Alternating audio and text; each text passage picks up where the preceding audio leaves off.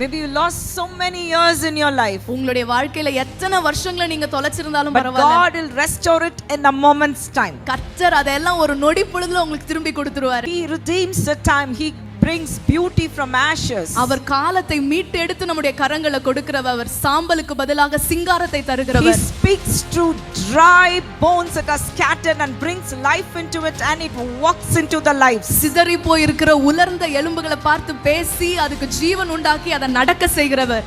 He says, I will repay all those years the locust has eaten. அவர் சொல்லுகிறார், வெட்டுக்கிளிகள் பட்சித்த வருஷங்களை நான் உனக்கு திரும்ப கொடுப்பேன்னு சொல்லுகிறார். Whatever your locust might be, உங்க வெட்டுக்கிளிகள் எதுவா இருந்தாலும் பரவாயில்ல, His promise belongs to you. Those years you will get it back. எல்லாம் நீங்க இழந்து போன வருஷங்களை திரும்ப பெற்றுக்கொள்வீங்க. Don't tell until time. Times are in His hand. He created time. He's a great big God. He can do anything and everything for you.